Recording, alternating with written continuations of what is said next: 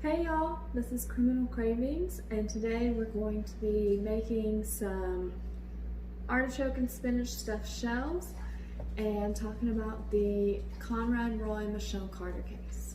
So before I get started, I want to give a trigger warning. We're going to be talking about suicide. It's a very heavy case that I'm sure most of you have heard the details of already, but just in case, I wanted to give you a heads up. I'm also going to go ahead and tell y'all the suicide hotline, which is 1-800-273-8255, and now the FCC has also authorized 988 as a quick, shorter number for the suicide hotline. I'll also include that at the end of the video as well. So if you're feeling suicidal or you're having suicidal thoughts, please reach out to somebody, either somebody that you love, or reach out to the suicide hotline, or reach out to just any medical professional and get some help. Okay. So first, we'll talk about what's going into our dish today. I have all of the measurements written out in the recipe in the video description, but I'll go ahead and show y'all what I've got. I've got some parmesan, a little bit of cream cheese, ricotta, and mozzarella. Obviously, I have spinach. I have half of an onion, some smaller shells. These are what I had in my cabinet, but bigger shells would honestly be better for this recipe, but anything works. 14-ounce can of artichoke hearts, drained and ready to be chopped. Got about 2 pretty large cloves of garlic and my seasonings. And I've got some mozzarella on the side to top with, as well as my homemade marinara, which I will include a recipe for on my Patreon. So I'll take this moment to plug my Patreon. It's patreon.com/criminalcravings. There you'll find more of these videos, more standalone recipes. I also have voting on topics, so if you want to hear a case, you can message me on there or vote for cases that I've come up with. There's also merchandise, so I've got mugs, stickers. You can get a customized recipe at the top tier, which is the Son of Yams tier. And the Elizabeth Bathory tier is just $3 a month. That's the beginning tier where you get the extra recipes and videos. Middle is the Garlic State Killers. That's where you'll get a sticker, and you can also get access to all of my drink recipes. And then the top tier is, like I said, Son of Yams. That's where you'll get a mug, your own customized recipe, and access to everything that the other tiers get as well. So check out my Patreon, please subscribe. We'll get started here. First, I'm gonna go ahead and start boiling our salted and oiled water.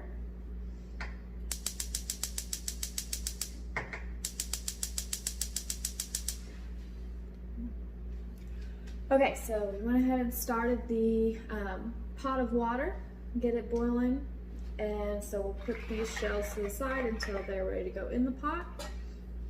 And really, I'm not going to walk you through the recipe as much because we've got a lot to cover, and it's kind of a simple recipe.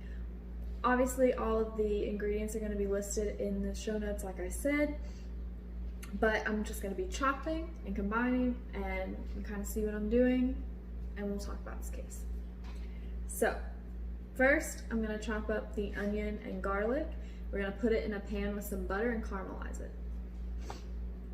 So let's start talking about this crazy case.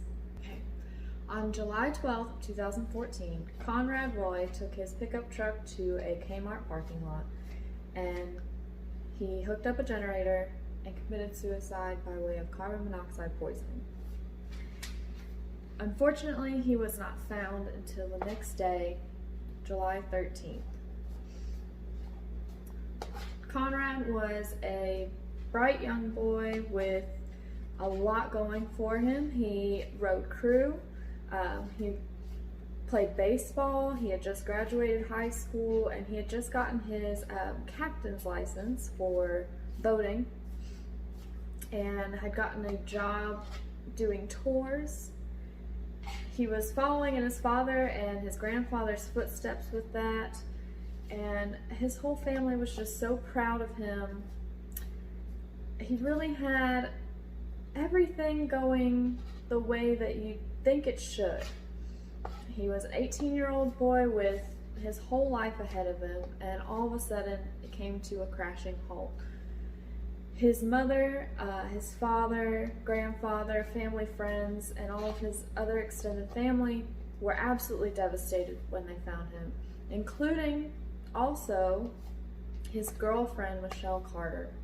She was very comforting in the days after his passing to his mother, sent her multiple text messages making sure that she was okay, and had words of encouragement following his passing.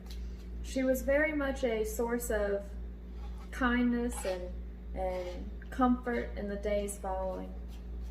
Now, Michelle and Conrad had been dating for just nearly 2 years. They had met on a family vacation. Respectively, both families were on vacation in Fort Lauderdale, Florida. And they had, kind of hit it off immediately.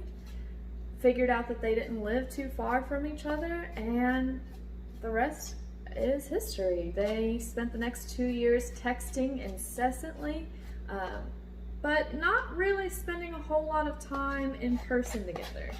In fact, they had really only hung out about 5 times in face-to-face. And Conrad's mother had only met her once, but as I said, in the days following his passing, she heard from Michelle quite a lot and was pretty appreciative of just how lucky Conrad must have been to have such a loving and caring girl in his life. And she told Michelle that. She told Michelle that she felt truly peaceful with knowing that Conrad had someone like Michelle in his final days. Conrad had even written Michelle the only suicide letter that he left. And in that suicide letter, he told her to be strong and to carry on, and thanked her for all the things that she had taught him about keeping his head up, and he apologized that life had just gotten too tough, and he couldn't go on anymore. As I said, that was the only suicide letter that Conrad left. So clearly, Michelle had meant something very important to him. And his mother saw that and kind of welcomed Michelle into her own life following her son's passing as a fellow mourner. She didn't question Michelle at all. Obviously, his girlfriend would be very devastated, so they kind of helped each other through it. Alright, so now that we've got the onions and the garlic chopped, we want to go ahead and melt a little bit of butter in a pan. And once that's melted, toss it in, and like I said, we're going to caramelize the onions a little bit and kind of cook the garlic with it. And then we're going to toss that into this big bowl where everything is going to end up. So, Michelle is mourning the loss of her boyfriend Conrad. Her way of mourning included putting on a tournament to raise mental health awareness and to pay homage to Conrad and the sports that he loved. So she put on a baseball tournament in her town of Plainville, Massachusetts. It did strike people as a little odd that she was having the tournament in Plainville, since Conrad was actually from Mattapoisett, but it wasn't that big of a deal. People still showed up. Conrad's mother still showed up. Everyone kind of rallied behind Michelle as the grieving girlfriend and supported this tournament that went on, and just really everyone came together to celebrate Conrad and support those that he had left behind, including his poor girlfriend. So imagine everyone's shock on February 4th, 2015, almost a year later, when Michelle is arrested and arraigned for the involuntary manslaughter of Conrad Roy. Alright, so go ahead and toss these in.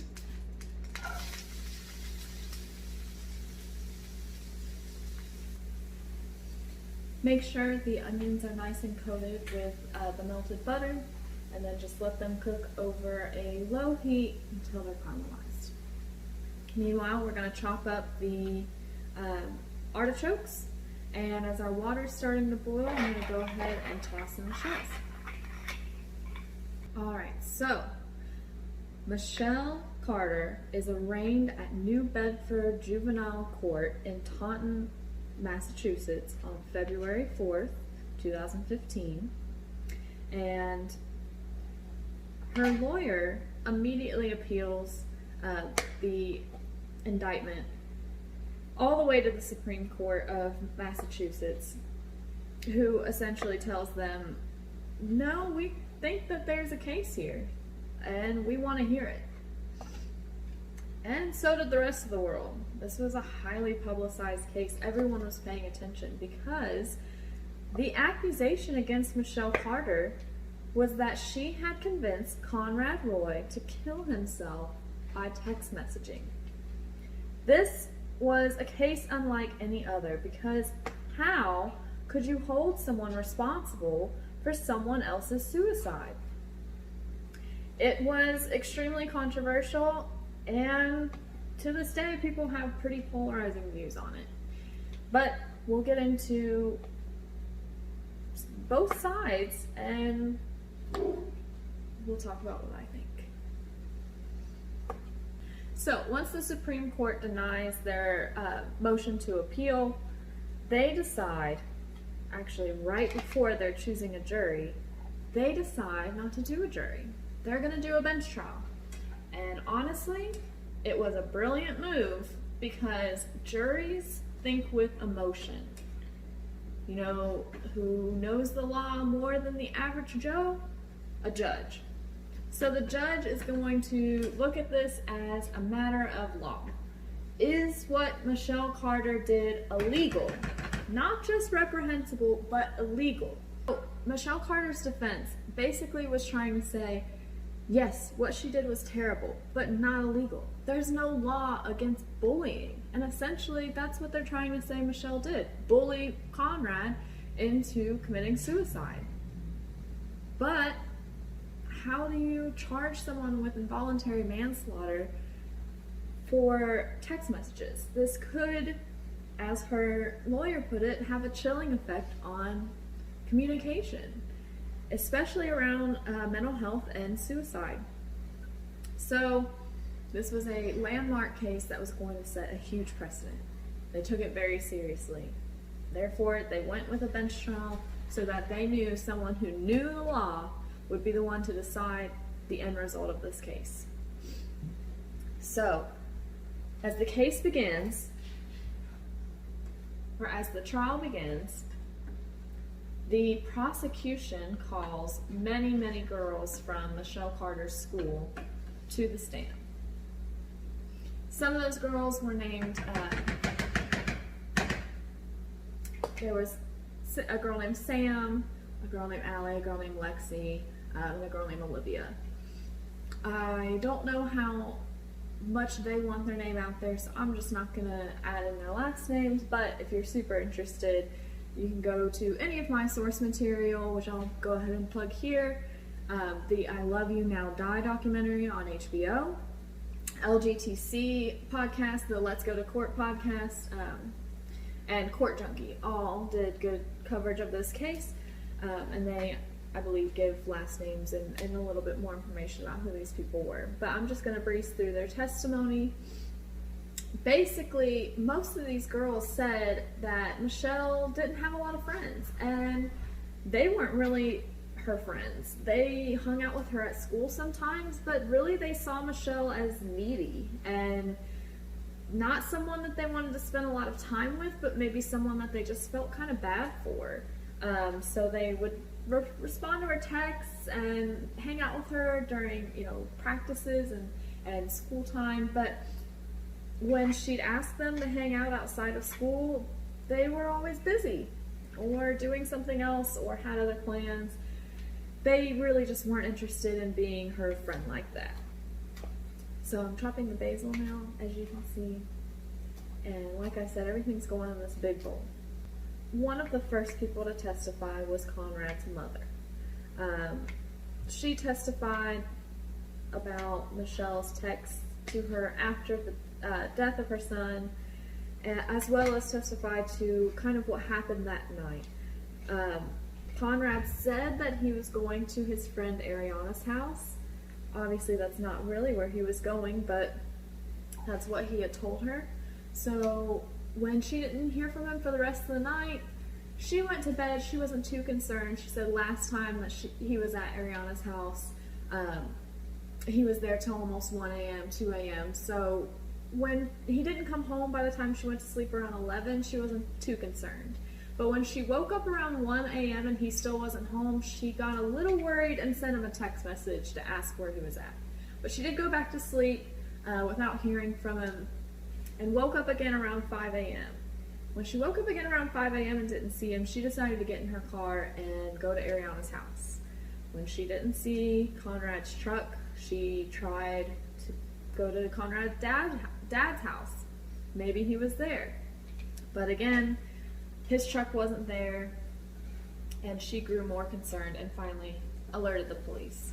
The police came to her home, got a statement, and a bolo was sent out for Conrad, and he was marked as a missing person. So as his mother's testifying, obviously those text messages that Michelle sent after Conrad's death became a little bit more concerning, because let's face it, what kind of psychopath is going to send text messages the next day or the days after to the mother of the person that they essentially helped kill? This seemed crazy. People were really disgusted and shocked by what Michelle had sent to Conrad's mother. Even though it was nice and compassionate stuff, like I said, in the context, once we're at court and we know what actually happened, was horrifying.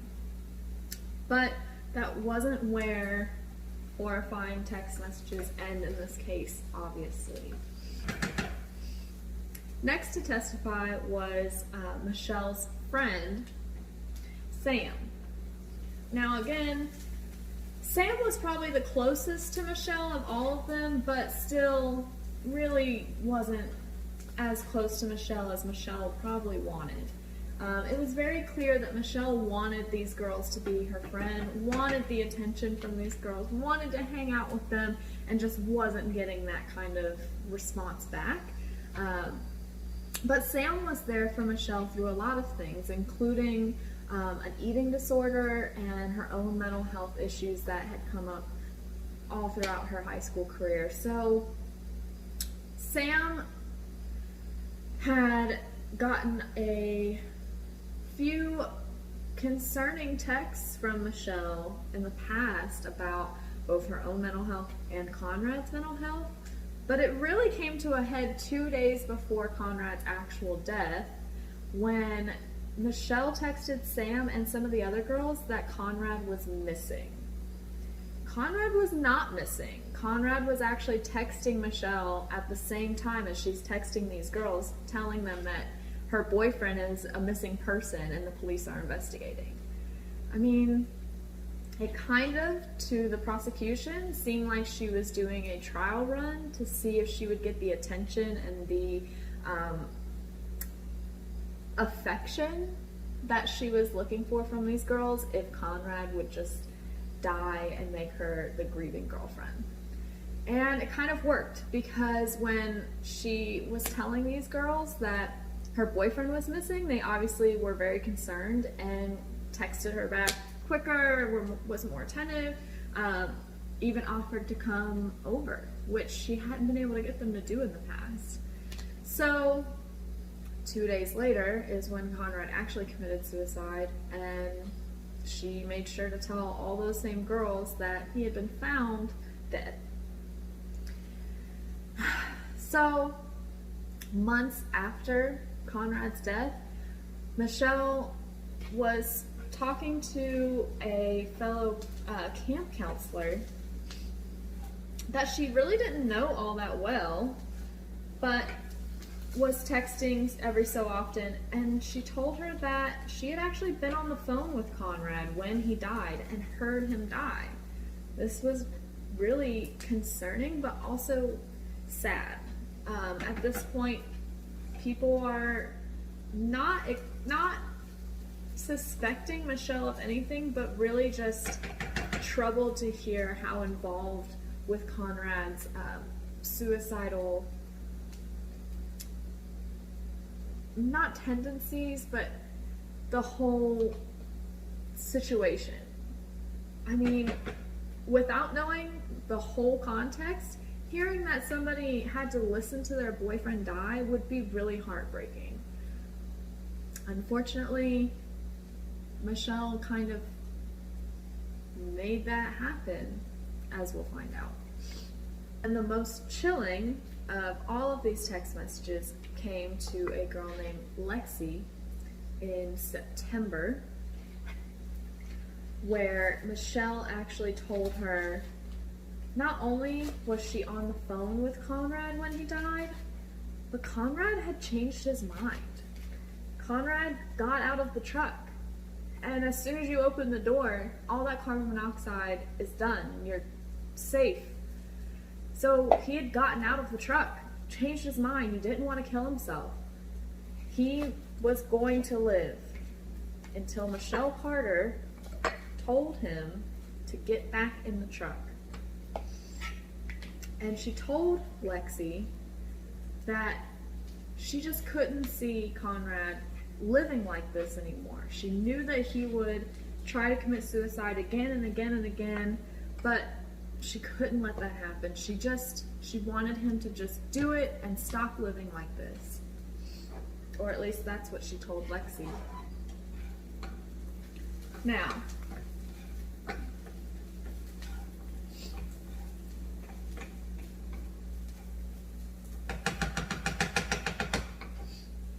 onions going in the bowl. So the prosecution and the defense obviously have two very different versions of this whole story. To the prosecution, Michelle was an attention-seeking, crazy, psycho, popularity-craving, uncaring, just evil young girl. But to the defense, Michelle was a troubled young girl who thought she was doing the right thing, who thought she was helping Conrad. But we'll see that there's some testimonies that could kind of go either way. Next testimony was from Conrad's best friend. After Conrad died, his best friend found out about Michelle, and at the same time found out that Michelle was putting on this tournament in Plainville. She was having this whole thing for Conrad, but again, Conrad's hometown is Mattapoisett, which was 40 miles away. So Conrad's best friend reached out to her and asked, why not move it to Mattapoisett? Now, I'll be fair, she's a teenage girl, and it might be a little bit more difficult to plan something as big as a tournament 40 minutes away from where you live if you don't have a car and you don't have, resources. But that's about where I'm going to end with the fairness, because Michelle's response to Conrad's best friend was pretty concerning. It was more about her getting credit than anything. In fact, when he shared the Facebook event to his own Facebook page, she reached out to him and said, "You're not trying to steal credit for my idea, right?"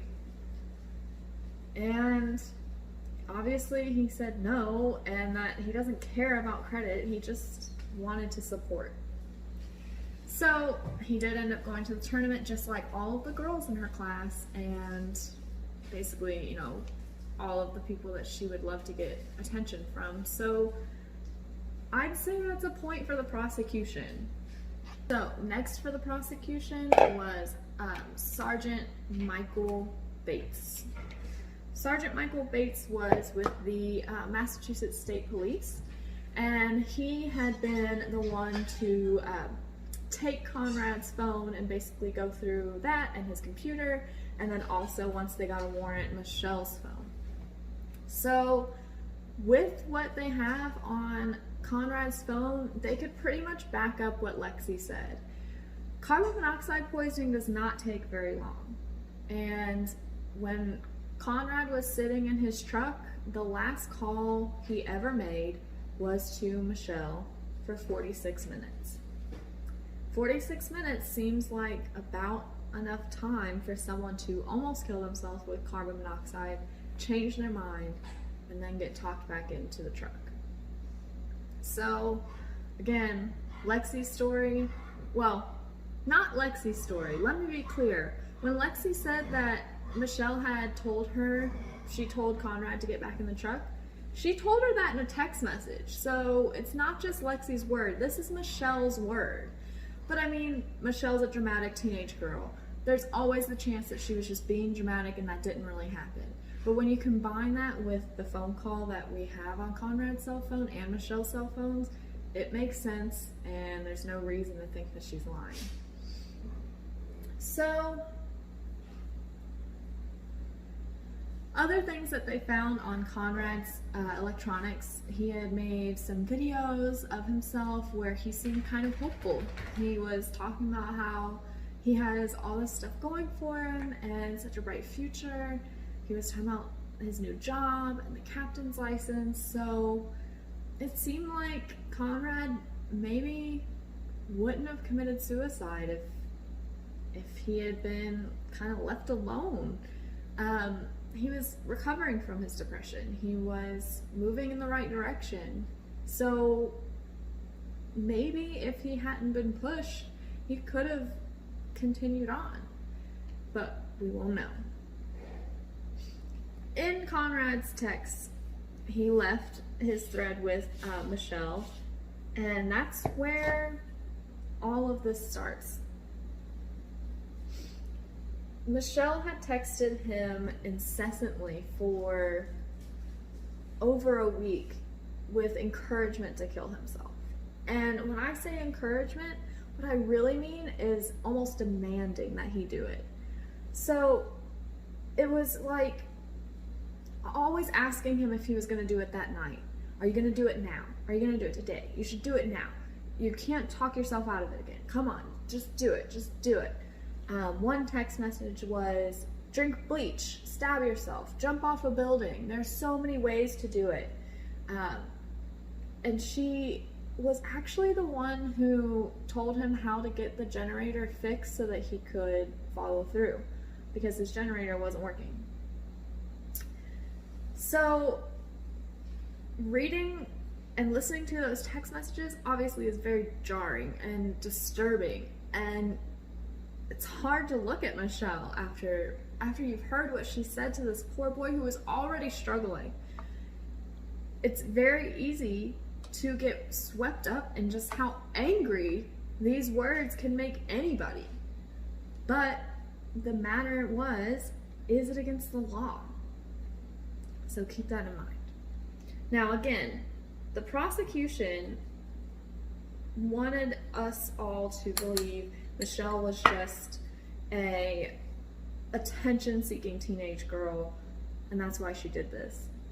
Again, you'll see where some things add up to that and some things don't. One of the things that adds up to that is she had actually asked Conrad that if he makes a last tweet to make it about her. That one was so striking to me because, I mean, obviously, how self-centered could you possibly be to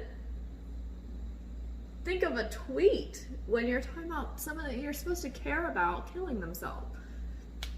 But that was something that she had said to him, And like I said, she was encouraging him almost every day to take his life and almost berating him when he had second thoughts. I'm gonna pause here.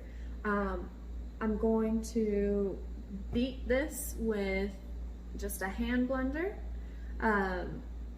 get it all mixed together, and then we're gonna take the shells out and stuff them. Then we'll come back to the case. All right, now we have nice filling.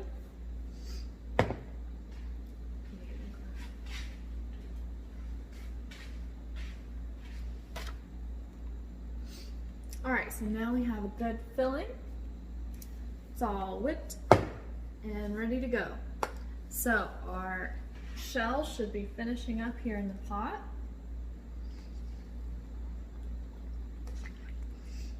And we'll go ahead and start taking them out. And we're gonna lay them out on our chopping block and stuff them. All right, so now it's the defense's turn. Now, the defense has hired a psychologist to testify about Michelle's state of mind. I don't know how I feel about this because while I think that this psychologist seemed pretty intelligent and, you know, nothing, obviously I don't know the man, I can't say that he's not respectable, but he had never actually evaluated Michelle and was not her psychologist. So while he might be a brilliant doctor, I don't know how much we can really take his testimony about Michelle's state of mind into account, but he does make some good points. Now, Michelle had been on SSRIs and antidepressants since she was 14. She was 17 at the time of the incident. So over the course of those few years, she had obviously increased her dosage and been on a steady stream of those medications. So what the doctor that was hired by the defense says happened was that Michelle was involuntarily intoxicated by the Prozac that she was on. Now, it is true that antidepressants and SSRIs can have really crazy kind of side effects for younger adults and, you know, teenagers especially. Honestly, at that age, I feel like there should be completely different medicine developed just because your brain is not developed yet. So I don't know why you would be taking something that adults take for their mental health. But that's just me. I'm not a psychologist. I'm not a scientist. But I am saying that there is some credit to what he's saying about these medications on the teenage brain. But, I mean, does that mean Michelle is completely off the hook for her terrible behavior? I don't think so. But he thinks that in her mind, like I said, she was doing the right thing. She thought she was helping Conrad. They had been talking for almost 2 years, and that whole time he had been depressed and suicidal and telling her about it. She was thinking that she was offering him a good solution. And he said that when she got pushy, it was just because she was in that psychotic state that her medicine had put her in, and she saw an end goal that she thought was for the best. And anytime someone who's in that manic kind of state gets interrupted, they do get aggravated and upset. So he said that that's what those text messages were about, not a malicious intent to cause harm to Conrad. Michelle had her actual psychologist testify also that she had, in fact, told her before that Conrad's problems were starting to get overwhelming and that she didn't really know what to do to help him. So kind of goes hand in hand with what the hired psychologist is saying, that she was getting overwhelmed with what Conrad was going through and just thought that this was the best way to help him. I can almost go for that until I remember the tournament and the text messages, and honestly, the most damning part for me is the trial run 2 days before he actually committed suicide, where she told all of her friends that he was already missing. That, to me, kind of helps the prosecution more than anything. Because why else would she have done that? That was just crazy. But the defense put on a good case that Michelle wasn't the only causation of Conrad's suicide. And that, again, is all they really need to prove, because this isn't a matter of emotion, it's a matter of law. So, did Michelle really create the situation that caused Conrad's death? So, as I finish this story, I'm going to be stuffing shells and putting them in our little pan. I'm gonna top it with a little bit of mozzarella, not a ton, and my marinara, and then pop it in the oven at 350 for about 10 minutes, and then I'll be done. So, one thing that the defense brought up was Conrad's relationship with his father. Seemingly, they were very close. As I said, he was following in his father's footsteps with the boating stuff, and all around they seemed to get along pretty well. Until you look at some of the police reports. According to police reports, Conrad Sr.,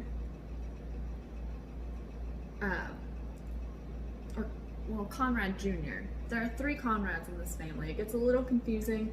So Conrad Sr. would be Conrad the third's grandfather. So who I'm talking about in this situation is Conrad the third and Conrad Jr. A little confusing because I know when I say Jr. you're going to want to think of Conrad Roy, the 18-year-old, but we're talking about his father. So according to police reports, Conrad Roy Jr. Basically beat the crap out of Conrad III. And when I say that, I really mean it was severe. There were at least 2 separate incidents. One where pictures were taken of Conrad's face and it was beaten. It was bruised, it was cut. And then another where Conrad had gotten a concussion from his father. Now, in the documentary from HBO, not only does it show these pictures, but they talk to the father, Conrad Jr., and he says he was just being a parent and that he would do it again. I personally don't believe in that kind of parenting. And to me, Conrad Jr.'s story about why this happened doesn't make sense. He says that basically Conrad III had swung at him first, and so he had to teach him a lesson. Now, while I already don't think that that's necessary, I also don't believe that Conrad III would have swung on his dad multiple times. Because like I said, these are more than one incident, so I don't know. I will say, good point by the defense. An abusive home could definitely add to somebody's depression, obviously, but I don't think that those incidents are what was the last straw for Conrad. And I don't know, hopefully I'm not being too presumptuous with that, but it didn't help, I'm sure, and that was the defense's point. So they brought that up, and they brought up text messages from Conrad where he had told Michelle that his mom knew he was suicidal. Now, his mom had no clue. At least, according to what she says now. And I believe her. What kind of mom would know that and do nothing? Which is what Conrad was telling Michelle was happening. He said that his mom saw basically a suicide instructional on his computer and read it and said nothing to him. So to him, he thought that meant she didn't care. Now, there's a few different better explanations for this. Either one, he thought she saw it, but she probably didn't.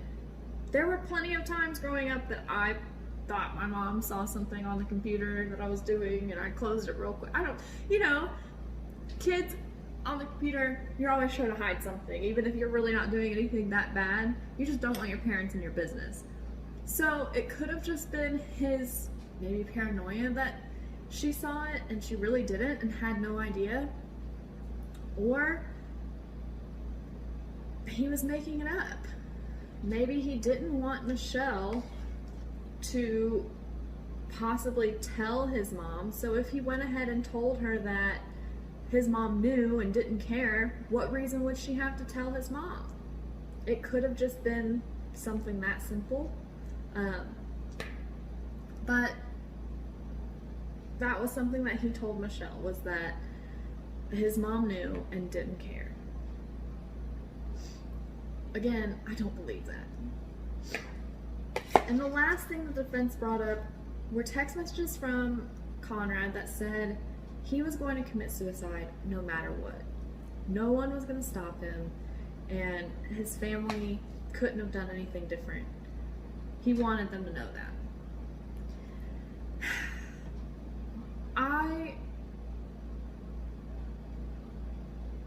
I think Conrad was genuinely depressed. I think he did genuinely have suicidal ideations with or without Michelle. And we find that out when we find out that even at the beginning of his relationship with Michelle, before any of her text messages had turned from loving to kill yourself, because that was basically how the prosecution described it, was, I love you, now kill yourself. And that is kind of what the text messages start to sound like. But anyway, before all of that even started, at the beginning of their relationship, almost 2 years earlier, Conrad was hospitalized for taking so much acetaminophen that he almost had liver failure. He almost had to get a complete transplant of his liver because he attempted suicide. Now, at that time, he promised his mom that he would never try it again, and he seemed really genuinely determined to get on the right track with his life. But obviously, that means Conrad had these kind of tendencies before Michelle even came into the picture. He had tried to commit suicide 4 other times.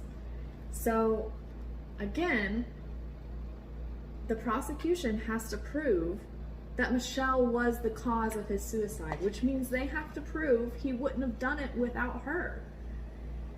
And that's where things get tricky for me, because again, while I believe what she did was absolutely disgusting and unimaginable, and my heart absolutely aches for Conrad's mother, because I can't imagine not only going through the death of a child, but then having to look at these text messages where someone that he cared about pushed him into doing this.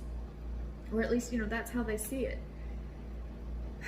But if we're thinking strictly legally, Conrad was already suicidal. I don't know that we can completely blame Michelle for this. But I do believe she needs to be held accountable.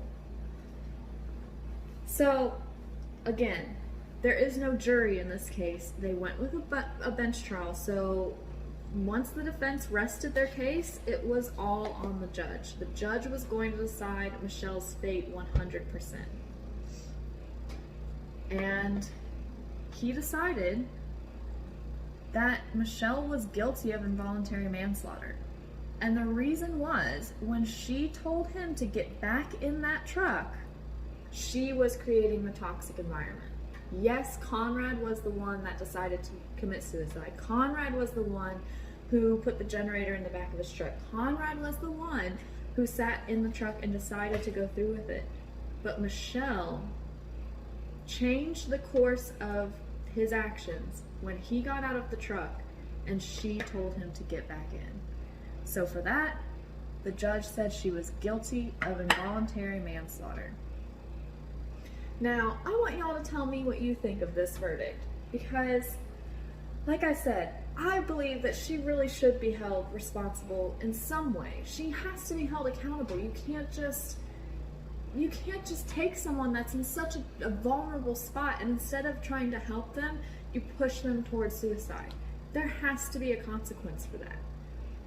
But, I mean, was it manslaughter? Was it involuntary manslaughter? She wasn't there. She was 30 miles away. And really all she did was text him and talk to him through the phone. Do you think that someone should be charged with manslaughter for their words? It's a really complicated case, and like I said, people have polarizing views, and people are still debating it to this day. Michelle Carter was allowed to stay out on bail until her sentencing, and then once she was sentenced to 2.5 years, they appealed, and she was actually allowed to stay out on bail through the appeals, mostly because appeals take a long time, and if she had been sitting in jail and then her appeal got approved, then she would have served that jail time for basically no reason because she had such a short sentence. Basically, their thought was, if the appeal takes 2 years and she sits in jail for 2 years and then she wins the appeal, she's already served her whole sentence. And that, I get where they're coming from, but I also don't see this very often, so it kind of feels like she got a little bit of special treatment, but neither here nor there. She was allowed to stay out on bail until her appeal was lost, and she did actually serve some time, but she only served about 15 months. And she was released January 23rd of 2020, so right before COVID. Maybe, just saying. Anyway, I would love to hear everyone's thoughts on this. Please be respectful in the comments and have healthy debates. I love that. And I want to hear from every single one of you about what you think of this insane case. And we're going to finish up these shells. Now, I'm doing a small pan, but as you can see, I've got shells left over, I've got stuffing left over. I'm going to save all that and make myself another pan, maybe in a day or two. And you, with this recipe, could make enough for probably one more person. So this is enough for about 2 people. Probably have enough here for about 3 people. And just like with all my other recipes, if you're cooking for more or cooking for less, just adjust a little bit. We're going to top with the mozzarella.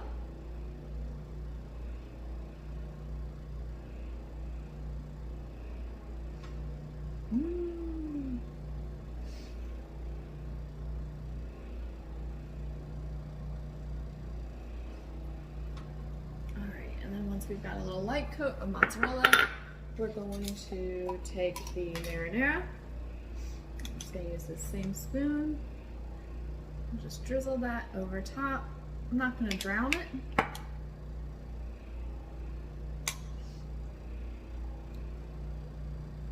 Get the bay leaf there.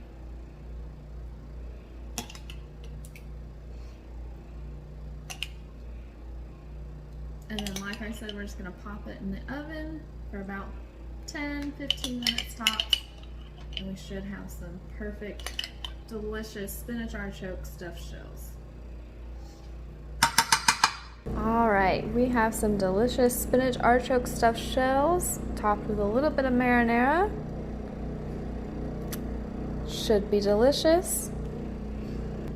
Once again, thank you for joining me.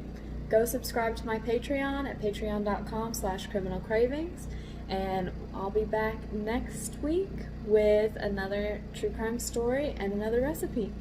Thanks. Bye.